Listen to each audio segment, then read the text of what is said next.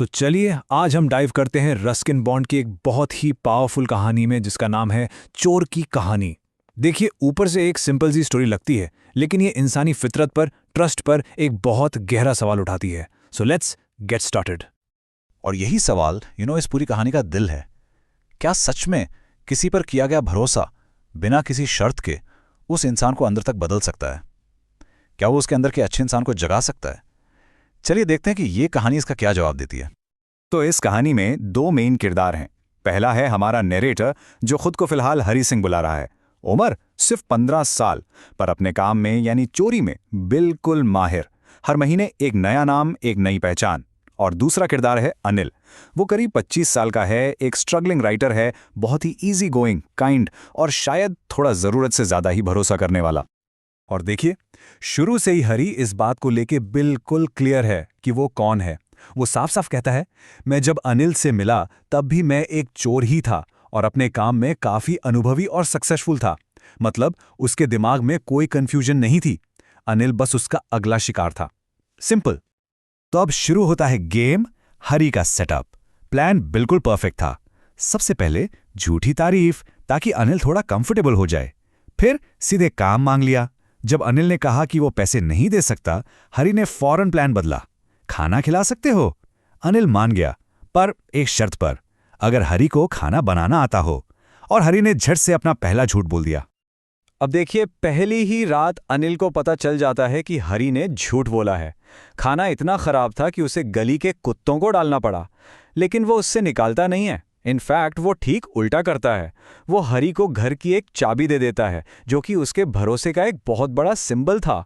और बात यही नहीं रुकती, वो हरी को पढ़ना, लिखना और यहां तक कि नंबर जोड़ना भी सिखाना शुरू कर देता है। तो शुरू में ये पढ़ाई हरी के लिए क्या थी? एक ही चीज, पैसा, और ज्यादा पैसा। उसे लगा कि अगर वो एक पढ़े लिखे आदमी की तरह लिख पाएगा ना, तो उसकी कामयाबी की कोई हद नहीं होगी। एज अ थीफ उसके लिए ये एजुकेशन ज्ञान नहीं था, ये क्राइम करने के लिए एक एडवांस्ड टूल था। और बस यहीं से कहानी का असली कॉन्फ्लिक्ट शुरू होता है। एक तरफ है लालच और दूसरी तरफ है अनिल का वो टूटे न टूटने वाला विश्वास। हरी के अंदर एक जंग छिड़ जाती है। क्या वो उस एक इंसान को धोखा दे सकता है जिसने उस पर इतना भरोसा किया है? और आग में घी का काम करती है एक रकम, पूरे 600 रुपए। अनिल को एक किताब बेचने के पैसे मिलते हैं और वो बड़ी लापरवाही से उन्हें अपने गद्दे के नीचे रख देता है।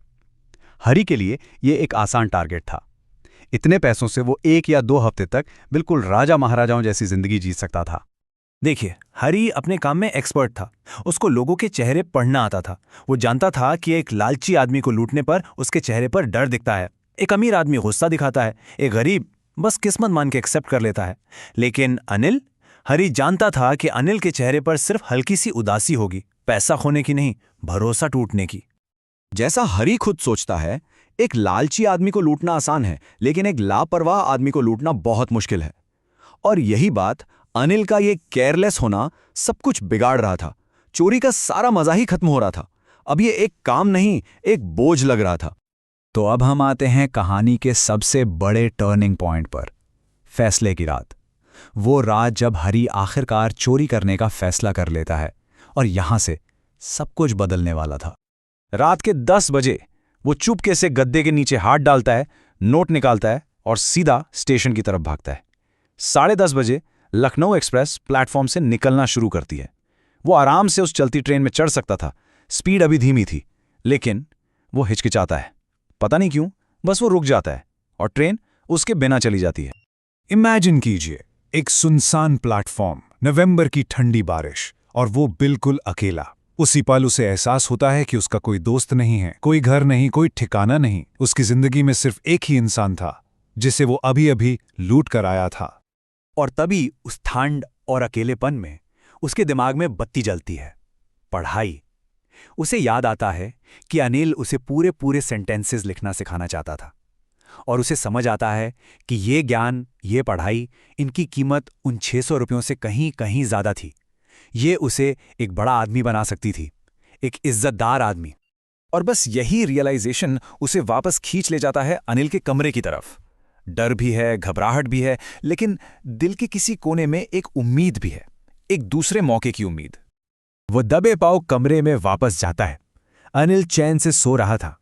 हरी बारिश से गीले हो चुके नोटों को ध्यान से वापस गद्दे के नीचे सरका देता है। और यहां हरी एक कमाल की बात सोचता है कि चोरी करना कितना आसान है, लेकिन उस चीज को बिना पता चले वापस रखना उससे कहीं ज्यादा मुश्किल है। इमेजिन कीजिए अगली सुबह का सीन। हरी उठता है और उसका दिल जोरों से धड़क रहा है। अनिल पहले ही चाय बना चुका है। वो अपना हाथ आगे बढ़ाता है और उसमें 50 रुपए का एक नोट था। हरी का दिल बैठ जाता है। उसको लगता है बस मैं पकड़ा गया।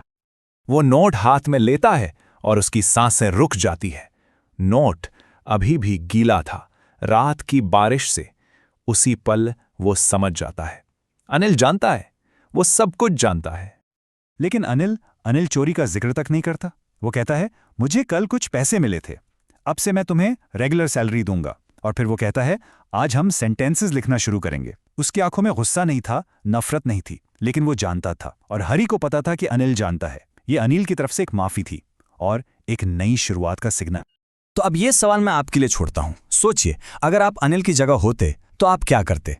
क्या आप उस टूटे हुए विश्वास को एक और मौका दे पाते? जरूर सोचिएगा।